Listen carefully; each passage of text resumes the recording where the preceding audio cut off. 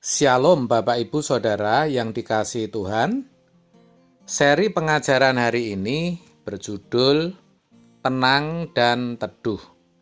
Saudara, merasakan kedamaian tentu merupakan dambaan setiap orang, termasuk kita, orang Kristen.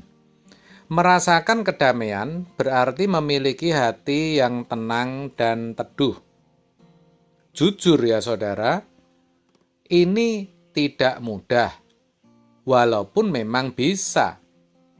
Dan mestinya bisa, apalagi sebagai anak-anak Allah, sudah seharusnya kita memiliki damai Allah, sehingga kita bisa merasakan kebahagiaan. Dan itulah sejatinya yang membedakan kita dengan anak-anak dunia. Dengan memiliki damai Allah, kita akan baru bisa membawa damai bagi orang lain. Lah, kalau kita sendiri belum memiliki damai, tidak ada kedamaian di hati kita selalu dipenuhi dengan kekhawatiran, kekecewaan, ketakutan, kegelisahan. Bagaimana mungkin kita menjadi pembawa damai? Saudara, terkait dengan hal itu, dituliskan demikian, berbahagialah orang yang membawa damai, karena mereka akan disebut anak-anak Allah. Matius 5 ayat 9. Saudara, di tengah hiruk pikuk dunia dan semua ketidakpastian yang ada, keadaan yang semakin sulit, dunia sudah memberikan default setting atau settingan awal, yaitu berupa rasa takut, khawatir, marah, dan kesal terhadap situasi yang tidak pasti. Tetapi kita tahu sebagai anak-anak Allah, kitalah yang harus memulai perubahan, bukannya menuntut dunia atau orang lain untuk membawa perubahan. Bukankah kita adalah terang, saudara? Salah satunya dengan mengubah default setting kita sendiri. Settingan awal kita tuh harus kita ubah supaya selaras dengan kehendak Bapa, yaitu untuk bisa tenang dan teduh dalam segala situasi. Seperti yang dikatakan dalam Matius 5 ayat 9, anak-anak Allah harus selalu membawa damai, supaya tetap tenang dan teduh. Tentu memang sulit seperti saya katakan di atas tadi, tetapi bukan berarti tidak bisa. Karena mungkin kita telah terbiasa dengan default setting atau settingan awal yang lama, yaitu terbawa emosi. Tetapi itulah perjuangan kita yang mau sungguh-sungguh menjadi anak-anak Allah. Lah pertanyaannya, saudara dan saya mau benar-benar menjadi anak-anak Allah atau tidak? Mau serupa dengan Kristus atau serupa dengan dunia? Itu pertanyaannya. Nah, saya beritahu saudara, ada satu hal yang menarik tentang keteduhan, yaitu adalah sifatnya yang transferable atau dapat dipindah tangankan. Bisa ditransfer, bisa ditularkan, mudahnya begitu. Saat kita teduh, orang di sekitar kita juga bisa merasakan. Walaupun mungkin suasana hatinya sedang kacau. Coba saudara bayangkan, saat teman kita merasa ketakutan karena orang tuanya atau keluarganya ada yang kena sakit kanker misalnya. Kita bisa memberikan respons dengan memberi keteduhan, yaitu belajar untuk menenangkan mereka. bukan malah ikut-ikutan khawatir.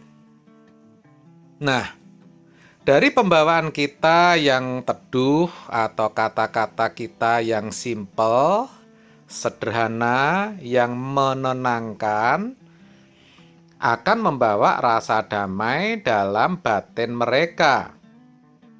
Bahkan mungkin kita bisa mengajak doa bersama, sehingga bersama-sama menyadari bahwa hanya dalam Tuhanlah ada kedamaian. Sehingga teman kita pun tidak melampiaskan ketakutan atau kekhawatiran mereka kepada sesuatu hal yang salah. Apapun respon kita, selama kita bisa memberikan keteduhan dan mentransfer, menularkan, membawa rasa damai dalam Tuhan, kita sejatinya sudah mencerminkan salah satu karakter Tuhan. Yaitu apa, saudara? Keteduhan. Ya. Dan ingat, saudara, untuk bisa selalu tenang dan teduh, tentu masing-masing kita harus terus hidup dalam kebenaran dan dipenuhi hadirat Tuhan. Ya begitu, saudara. Itu suatu kemutlakan, keharusan yang harus dipenuhi. Karena keteduhan adalah efek atau akibat dari sikap hidup kita yang benar. Artinya, ketika kita memiliki sikap hidup yang benar, hati ini akan teduh, akan tenang. Ketika kita hidup dalam kebenaran, hati kita akan tenang dan teduh. Jadi bukan sikap yang dibuat-buat atau sekedar acting, bukan, saudara. Nah, sikap hidup yang benar tidak mungkin dihasilkan oleh orang yang tidak hidup dalam kebenaran. Yang hidupnya acak-acakan, sembarangan, ya nggak mungkin hatinya teduh dan tenang. Jadi di sini kita bisa melihat sekali lagi betapa besarnya peran firman dalam menentukan sikap kita.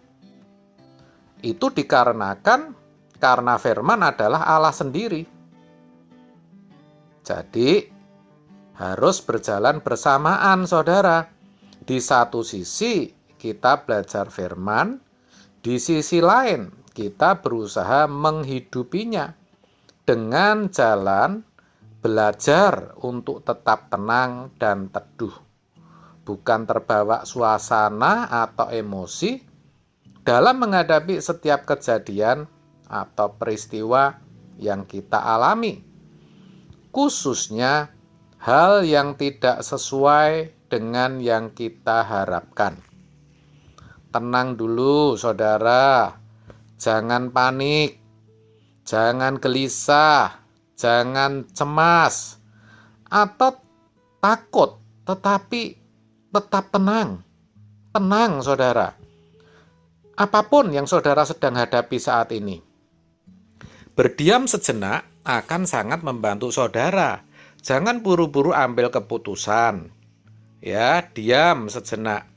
Ketika diam, ingatlah, hanya dalam Tuhan ada damai sejahtera yang dapat terpancar lewat ketenangan dan keteduhan kita. Bukankah damai sejahtera Allah sudah diberikan maksud saya? Nah, maka kita harus bisa tenang, kan begitu ya, saudara? Kalau kita berusaha dengan tekun, percayalah, dengan pertolongan Roh Kudus, kita akan selalu tenang dan teduh. Sehingga dimanapun kita bisa membawa damai. Amin. Tuhan Yesus memberkati.